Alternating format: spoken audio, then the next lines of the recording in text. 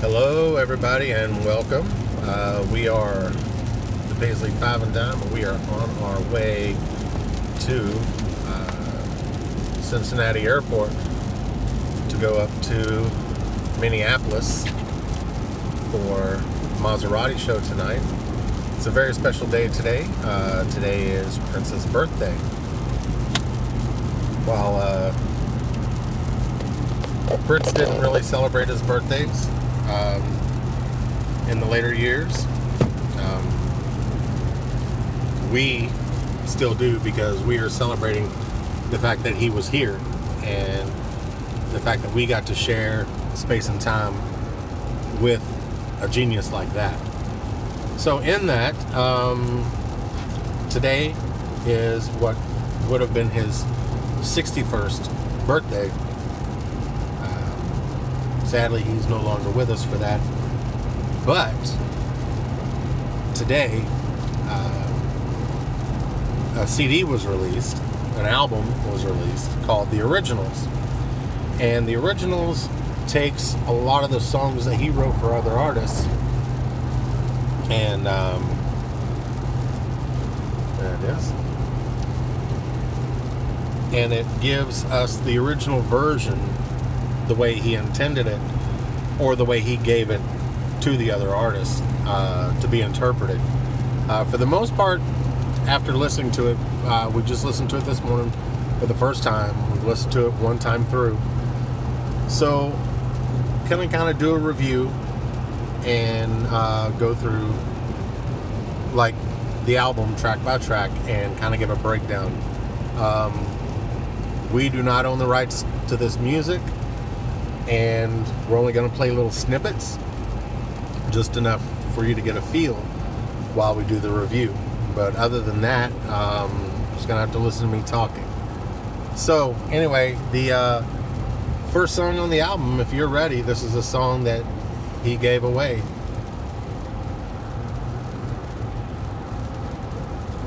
Should be starting any minute.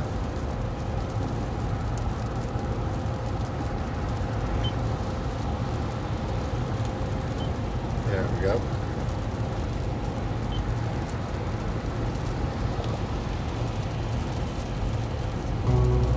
Nope, wrong one. There we go. This is track 1. That's the song he gave to Apollonia 6, called Sex Shooter. And his original version is pretty much spot on, except with a lower register. He is singing in a lower key. Basically, you know, Apollonia was not a really high-pitched singer, so he had to adjust for that. This was originally going to be a Vanity song, but due to circumstances in real life, Vanity was no longer going to be in the movie, so it had to go to someone else. And Apollonia got the song. So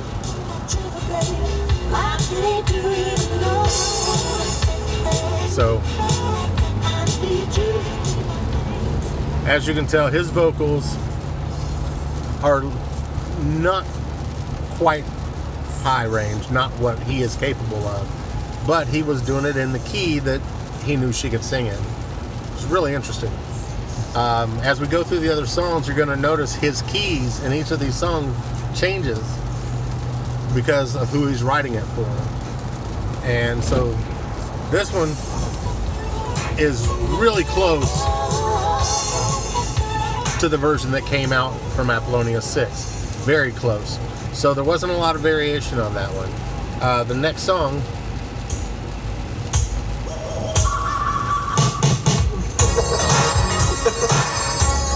as you can hear the laughing at the beginning, it's a little different than the way Moore's Day and the Time released it. It's very, very close, very similar. Now, Prince's vocals are very similar.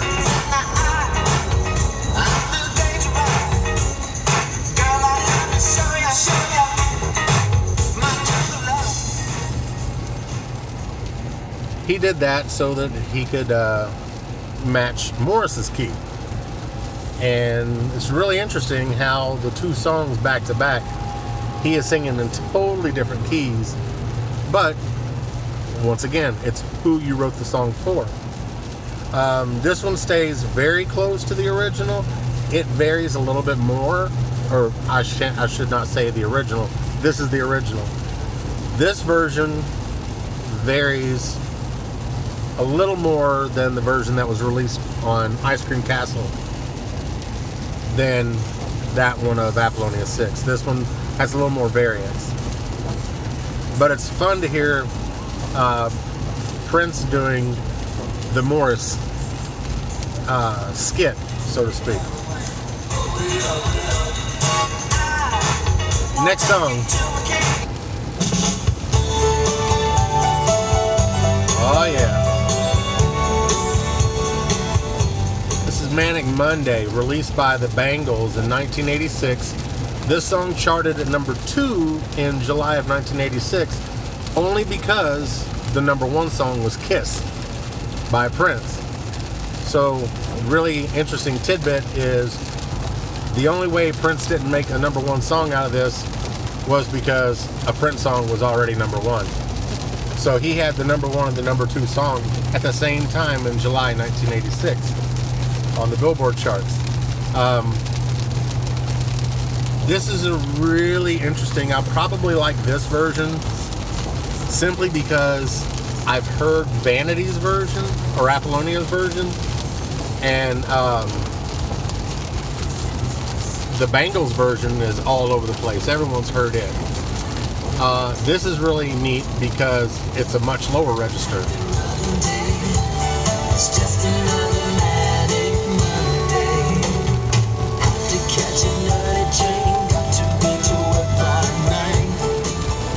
So, really neat to hear him singing in a really low key like that. It's probably a mid-range baritone for him, but he had to be able to sing in a key that a female vocal could come over and sing over and harmonize with him. That was the idea behind that. You'll notice that on the Sheila E tracks that he did too, that he sings in a lower register so that Sheila could hit the octave above him and they would harmonize. He was always thinking. That's probably the most impressive thing about this whole CD for me.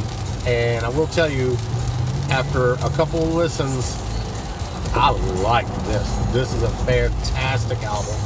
It's the best thing that the estate has released so far, and it's amazing. I love this. You need to go get it.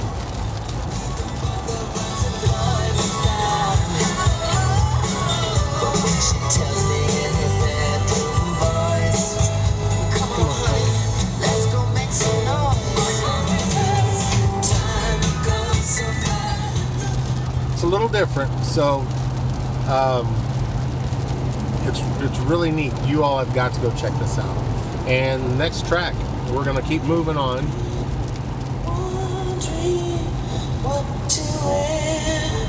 This song will make you cry. This is Noon Rendezvous, one that he did for Sheila. Gave it to her.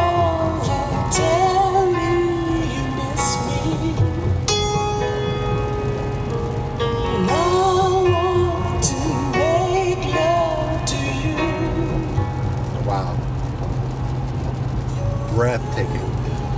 So, there's not a lot to say about this. This is right up there with Grand Progression, Electric Intercourse, The Beautiful Ones. This should have stayed home. This was his song. Should have stayed his. No offense to Sheila. Love Sheila, and I love the stuff she's done with him and without him. But this one was his, and should have stayed home.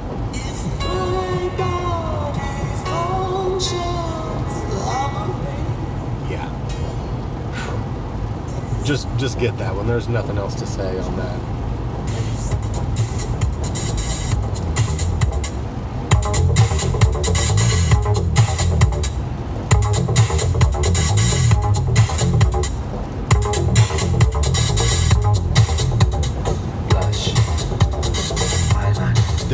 song called Makeup that ended up going to Vanity 6. Vanity 6 released it on their debut and only album, simply titled Vanity 6. The song's called Makeup. Whenever they were touring and opening up for Prince, this was their opener. This was their opening song that they used to come out to. They're basically just running through the process of getting ready, and real interesting take.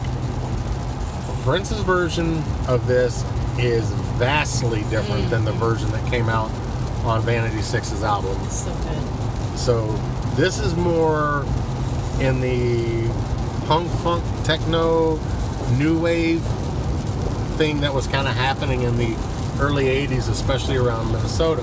It's absolute uptown. Uptown. It's a good way to put it. It's totally uptown. Total uptown feel. It almost has like a little Euro pop feel. Yep. You really got to get it. It's totally different than everything that was out at the time. And that is one of the reasons that you and I and most of the ones watching this video, that's the reason we gravitated toward Prince and liked him in the first place, was because he was doing something so different than everything else we were hearing on the radio. And this song is no exception. Much different than Vanity 6's version.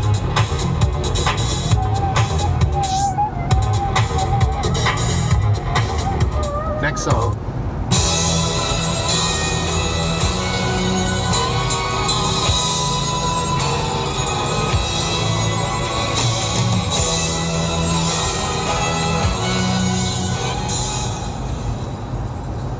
This song is 100 miles per hour. This went to a Paisley Park group called Maserati. Maserati released it on their self-titled debut album on Paisley Park Records. Maserati is a group that was working with Revolution bassist Mark Brown, aka Brown Mark, and Prince had agreed to give them a song for their album to help Mark out, to help launch them, plus they were going on Paisley label. So he gave them a song called Kiss. David Z, and David Z is David Rivkin, that's Bobby Rivkin's brother, was working on production of the track along with Mark Brown and the members of Maserati, and they created this really sparse funk groove around the song Kiss that was amazing. It was incredible. And Prince came in one day and heard them doing Kiss, and the rumor has it that he just said, that song is way too funky for you, and he took it back. Just took it back. So he ended up giving him another song to put on the album, just not Kiss. He kept that one, and he gave them 100 miles per hour instead. So this is written by Prince.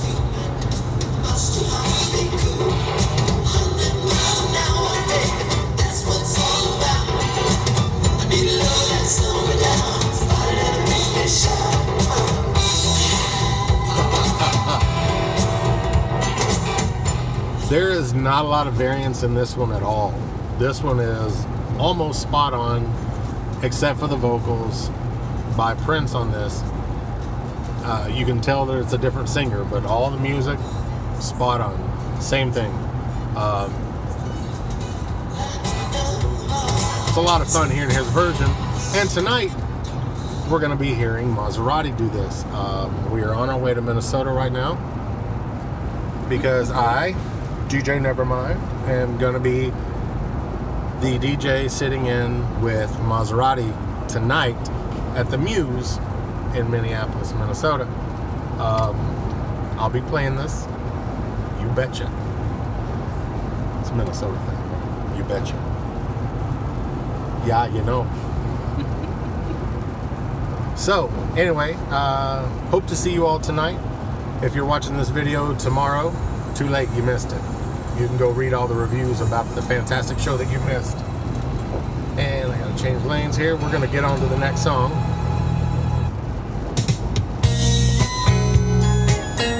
I love it. Prince writing a country song. It happened. So fantastic. Now, the story behind this song is that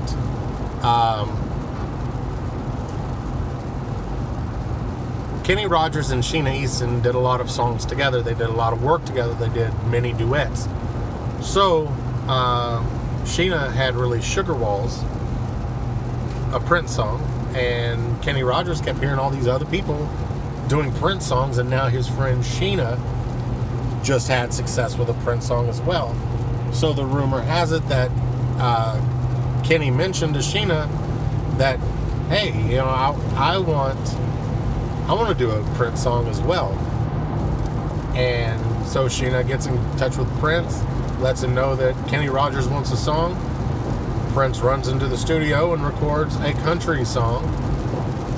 And one of the things I want to point out on this is listen to the key, listen to the register that he's singing in. He wrote this for Kenny Rogers, so he had to go back and listen to some Kenny Rogers songs to know what Kenny's range was, and then write a song in that range, and he did. And it's called You're My Love. This is on the album.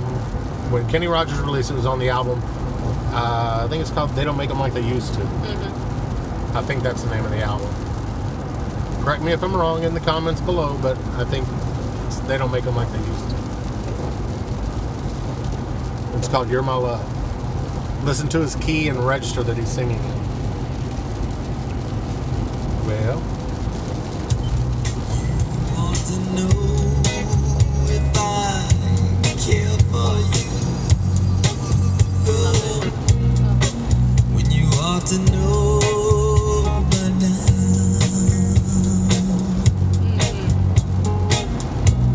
How can you stand there just pretending?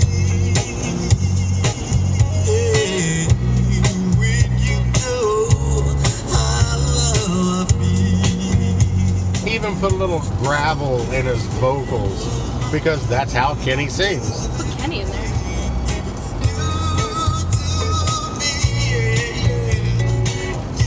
That's wow. Knowing who he wrote it for and listening to it with that in mind, it's amazing. The talent this man had, just breathtaking. Absolutely breathtaking. So, go get Kenny Rogers, You're My Love. It's on the album They Don't Make Them Like They Used to. Next song.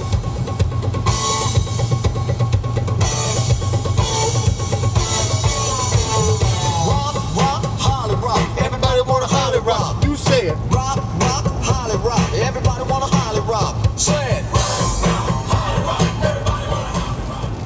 This is Holly Rock. This was given to Sheila E., and it was on the Crush Groove soundtrack. If you listen to Sheila's version of Holly Rock, at the very beginning you'll hear a countdown. 1, 2, 3, huh? That's Prince doing the count-in. What's interesting is on Prince's version, on the originals, the count-in is missing. So I just thought it was really interesting that Sheila's version has Prince's count-in, but Prince's version does not. So, interesting enough. This song is a little more sparse on the originals, Prince's original version. What it's missing is a lot of the percussion that Sheila adds to everything, and gives it her own feel, her own sound. You'll also notice in the back of this song that there is a really squealy, high-pitched guitar that runs all the way through the song, just in little accent pieces. This is the same recording method that was used on Erotic City, and some of the guitar you'll hear in the background on it. Prince used it in several of his songs, but those being ones that are more prominent, you probably recognize.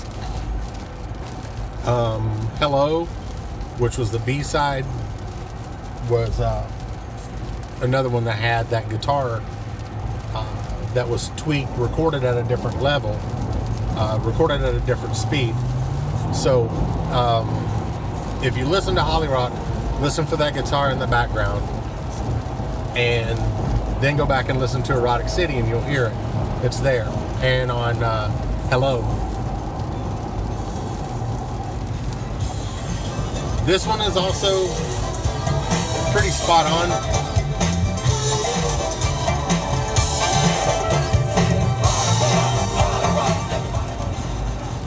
Once again, you'll notice that Prince's register that he's singing in, the key is specially built for Sheila, not to harmonize. This is just for her to sing straight. So, great song, very funky, very, very, very funky. And Sheila was the right choice on this one. I really like that. And I love Sheila's version. Next song.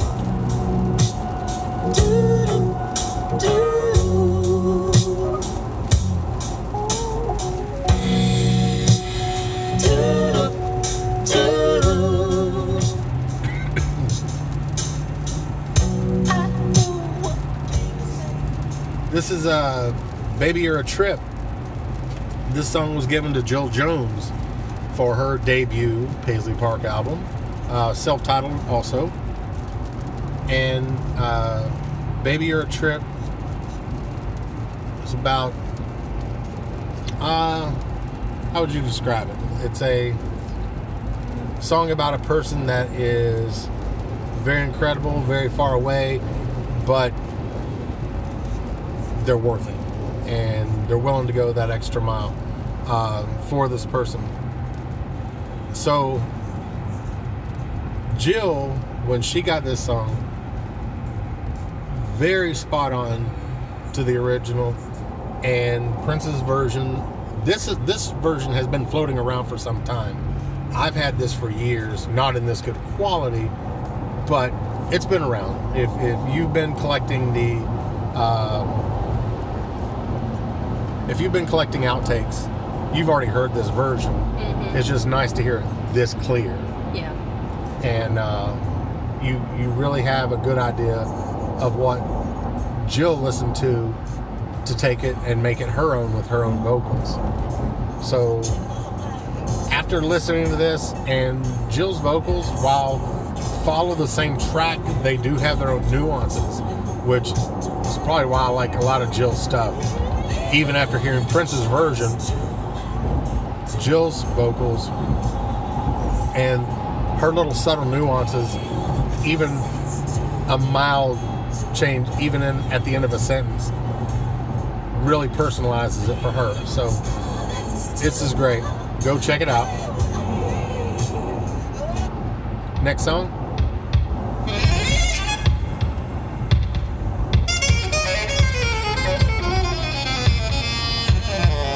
Don't you get it?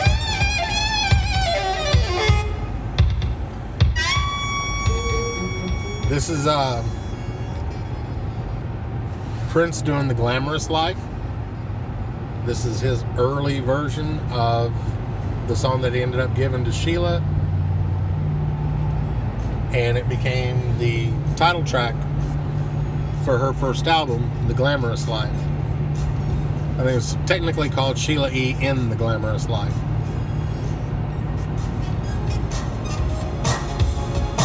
She wears a long fur coat of mink, even in the summertime. You can tell that Everybody knows from the cold he's singing in a lower register in Sheila's key so that she can go over and harmonize. Big thoughts, big dreams, and a big brown Mercedes sedan. It's perfectly set so that Sheila can come in, sing over top of it with her vocal range and harmonize. So once again, just the brilliance that he put that together is amazing. Next track.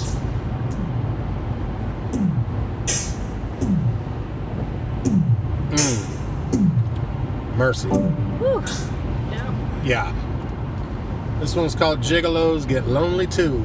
This was given to The Time. The Time, along with Morris Day, the original 7 lineup made this an absolute classic. And there's no other way to put it. Gigolos Get Lonely Too is the go-to cut if you want to hear some old school funk get down music. This Gigolos Get Lonely Too. This was perfectly paired, giving it to Morris. And Prince wrote it, but this was not a Prince song. So once again, his insight, his genius into who he was recording for was amazing and spot on. This version is very close to the way Morris released it. Without taking off my clothes, just once I wanna make love to somebody who really and truly knows. Country rumor. Now we all know Prince can hit higher vocal range than that, but he didn't because he was writing it for Morris, and Morris's vocal range doesn't go that high. So once again, the brilliance in knowing who you're recording for, just it comes through, and everything he does is just amazing.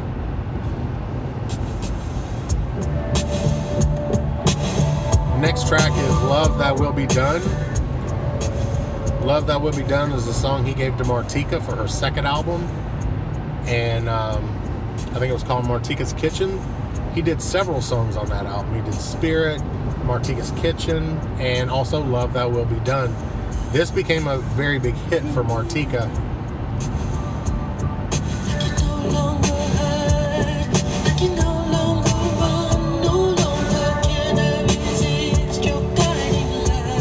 He put this one right in her vocal range and in her key. So she did this one right on, and she didn't have to vary it at all. This was already pretty much hand-selected, handwritten for her, and it was perfect. It was a Martika song that he wrote. That's the only way to really describe it. It's perfect for her, her personality. Once again, the writing brilliance of knowing who you're writing for was amazing. Next song.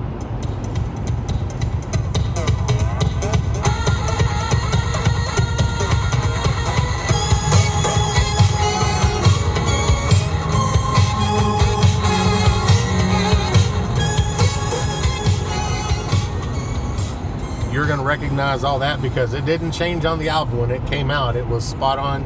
That is exactly the way it was released. This is called Dear Michelangelo. It was the first song on Sheila E. in Romance 1600. And being the opening song, it had to have a higher energy. It definitely delivers. Prince is once again singing in a lower register so that Sheila can harmonize over top of it, and perfect. This, I feel, has the guitar mix is a little louder on this than in the version that came out on 1600 or on Romance 1600, and I think you'll enjoy the guitar work like you heard there at the beginning.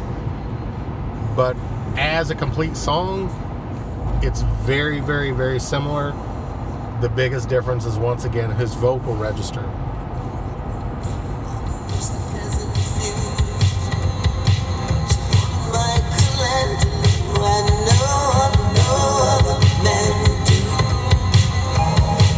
Speak of passion, touch it the way he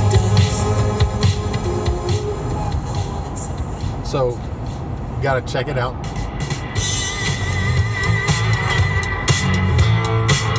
This is the one that I can't quite understand. It's When You Love to Love Me. This is from the time period of the Rebels. This is from the same time period that he was recording the Rebel stuff. When You Love to Love Me ended up going many, many years later to Tasha Seville. And she released it as a single on Paisley Park label. It was a moderate hit for Tasha. But the part I can't quite figure out is the audio quality on this is so much rougher, and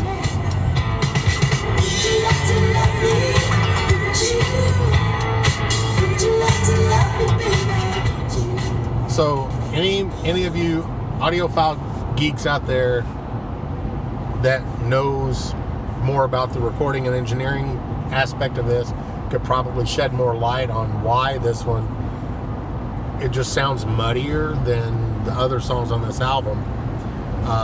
It's great that they included it. I'm glad that they included it. I wish that it was the same audio quality, because it really feels out of place on this album, because it is so much more muddy than the rest of the album. It almost feels like a bonus track, and it's not. It's one of the actual tracks. So hearing Prince do this was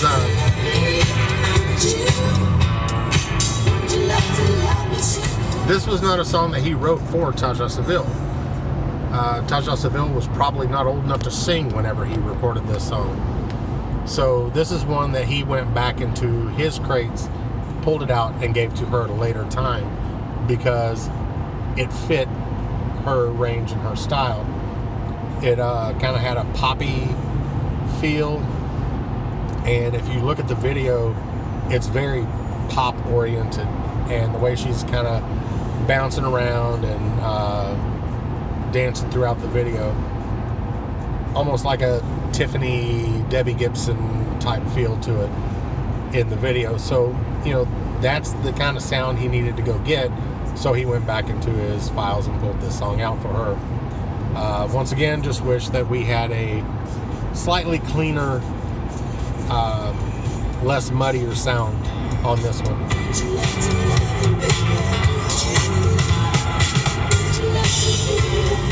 Next track.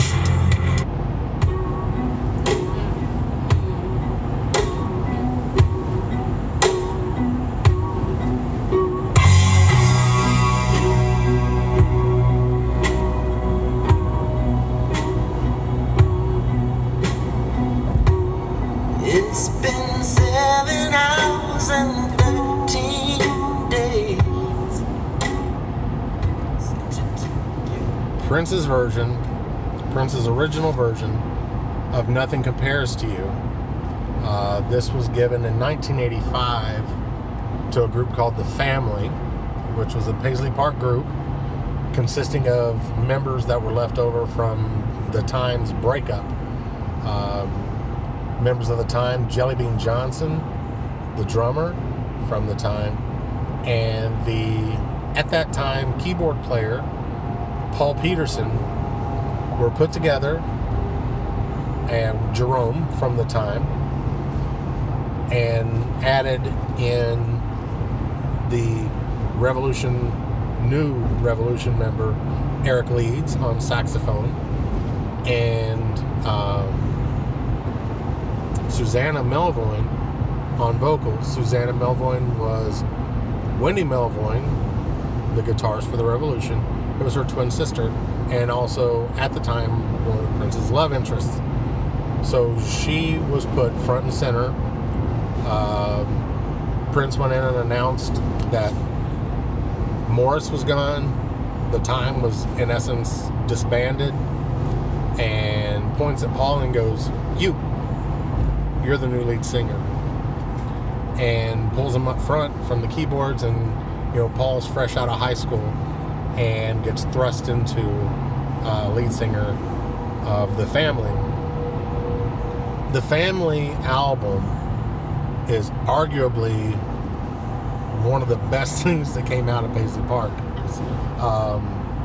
I love everything that comes out of the place, because I think all the things that came out of Paisley, the mentality that they were recorded with was that of being free, that of having your own sound, not following the norm. So I like that spirit in everything that came out of that building, everything that came out of that label. But this, The Family, was just a totally different feel altogether. And the way these songs were sequenced for the album, the way that they were recorded and put together, this album had the potential to be through the roof. And it's a shame for all the different reasons that the band and the album did not, for promotion, ideas, directions were all different. The family didn't go the way it should have, but we are all still the richer because it's in our catalogs and we have it. So Paul Peterson and Susanna's version of Nothing Compares to You came directly from this tape, and it was 1985. It didn't really get any play. It was really just kind of buried in the album as a whole, but the album as a whole was so fantastic. Somebody heard it, liked it, picked it up later, and played it for Sinead O'Connor. Sinead O'Connor redid it and redid it. She totally revamped it, changed many things about it, and made a phenomenal song out of it. Smash hit, number one, voted on by several of the video channels as the best love song of all time. It was that level of amazing.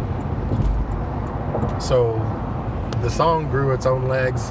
It had its own life with the family, with Prince and Rosie Gaines redoing it from the Hits collection in the early 90s, and also with Sinead O'Connor's version in 1990. And now we get to hear the original. So I think that's the last song on the album. I hope you all have enjoyed the review. And if you don't have it already, if you're not listening to Tidal, today is June 7th, 2019. Today is Prince's birthday, what would have been his 61st. We are on our way to Minneapolis to pay tribute to the man by partaking in an event with Maserati tonight at the Muse. I will be DJing there. The lovely Miss Lulu will be joining me, and we're going to pay homage the way we know how to make a party, and that's what we're going to do tonight. So until June 21st, when the originals will be released wide for everyone to go get. For right now, June 7th, 2019 is released on Tidal, and you can go listen to it right now. That's what we're doing. We are streaming Tidal to play these tracks, to do the review for you. And as the Paisley 5 and Dime, we are about collecting Paisley and 5 and pushing Dime, that legacy. So absolutely buy the music. Yeah. That's why we're doing this review today. Go buy it. It's amazing. It is a great collection. I wasn't sure when I saw the track listing. Actually, let me go back a little further. When I first heard that they were going to be doing the originals release, it's like, oh great, here's another throwaway release that they're going to do. It's probably going to be a lot of outtakes that I've already got, I've already heard, so nothing new. And I want to hear new things that I haven't heard from Prince before. Then I saw the track list for what was going to be on it, and I was like, oh, okay, that's interesting. I do want to hear that. There are several tracks that I had already heard, but there were many that I was excited to hear for the first time, to hear Prince's version. Then to actually hear it today, and to take that roller coaster ride of the ones that were similar, the ones that were damn near identical, and versus the ones that have been changed entirely, like makeup. Super excited. I love this release. It's fantastic. I'm ready for more of this. We need an Originals Part 2. We need an Originals Part 3. And the beautiful thing is that Prince gave so much music away that we could probably do an originals version or volume 5. It could happen. He gave that much away. His publishing goes deep with so many different acts, so many different artists. And what's this guy doing? He's a little dude swerving over here. So anyway, magnificent. Go get it. Great word, magnificent. You need to go grab this. It's definitely a piece that needs to be in your collection. If the originals is not in your collection, you don't have a collection. It's not complete without this. So anyway, Paisley 5 and Dime, always pushing forward with the collectibles and pushing the legacy up so that the next generation gets to understand why their music is great also. Anyway, on behalf of myself and the beautiful, ever beautiful Miss Lulu. She don't want to show. All right. We'll see you in Minneapolis. Peace.